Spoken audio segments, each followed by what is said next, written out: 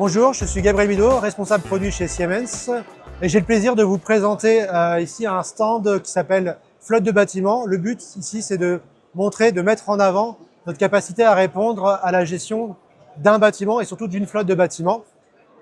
Alors, dans un bâtiment, on peut trouver pas mal de choses. La gestion du CVC, du confort qui peut être réalisé au travers d'automates et aussi la gestion de l'électricité, de l'éclairage qui peut être géré avec des appareils KNX tels que notre nouvelle passerelle de gestion DALI qui fait DALI vers KNX, qui peut intégrer des fonctionnalités comme la gestion du RGB.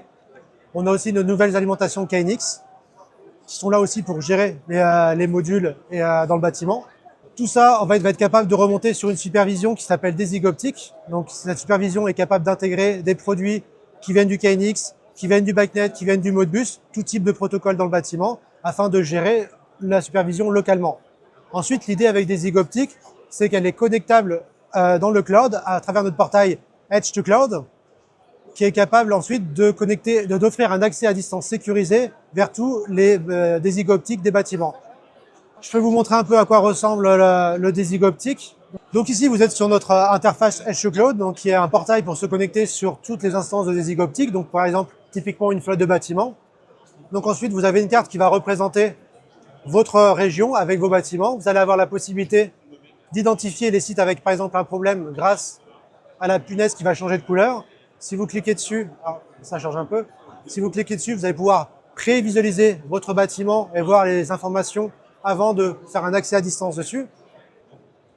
Donc, avant de se connecter sur le site, on peut prévisualiser les données importantes. Donc, on peut par exemple avoir la météo, les données de consommation, voir les températures moyennes par étage, selon les informations qu'on va récupérer par site. Et si on va aller un peu plus loin, on peut après cliquer sur Remote Access, et là, on va se connecter directement sur le site en question et pouvoir gérer sa supervision à distance. Donc, une fois qu'on est cliqué sur ce site, on va pouvoir visualiser son site. On va pouvoir aller voir dans les étages, par exemple, son plan pour voir la répartition des températures par étage, voir si tout va bien. On va pouvoir visualiser la répartition des températures par étage, voir ses pièces. Ensuite, si on a une pièce qu'on peut aller identifier, on va pouvoir aller identifier directement cette pièce et consulter l'interface de cette pièce. Donc ça, on est sur, par exemple, un ventiloconvecteur. On peut modifier des consignes. On peut modifier le mode. On est capable également d'aller voir les installations primaires, de type les CTA, s'il y a un CTA sur le bâtiment. On peut aller voir aussi la partie chaufferie, s'il y a une chaufferie sur le bâtiment. Donc tout ça à distance, encore une fois, on est capable de gérer son installation.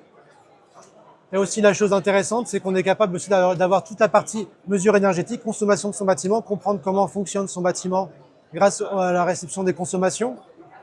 Donc ici, l'avantage, on va récupérer un index de consommation d'un compteur, ici par exemple un compteur électrique. À partir de là, on va être capable de calculer la consommation jour par jour, le mois précédent, l'année précédente. On est capable de visualiser par exemple les données de ce mois-ci. On peut aussi comparer la semaine avec les semaines précédentes, voir un peu comment se comporte, ou alors les consommations de cette année avec les années précédentes pour voir comment se comporte son bâtiment. Une fois qu'on a fait l'analyse par compteur, on est capable d'avoir un dashboard énergétique de son bâtiment, donc de voir comment se comporte son bâtiment en fonction de ses consommations. Donc pour ça, on peut avoir une répartition sous forme d'énergie primaire. Donc on met toutes ces consommations en forme d'énergie primaire et on compare des consommations d'électricité avec du gaz. Mois par mois, on peut aussi comparer par rapport à une année de référence qu'on aurait par exemple entrée dans Opera. Et une fois qu'on a l'énergie primaire, on est capable aussi en temps réel de vérifier la performance énergétique du bâtiment, ses émissions de gaz à effet de serre, pour voir si le bâtiment est assez efficient ou pas. Voilà un peu notre solution pour la gestion des flottes de bâtiments, pour l'efficacité énergétique et la décarbonation des bâtiments.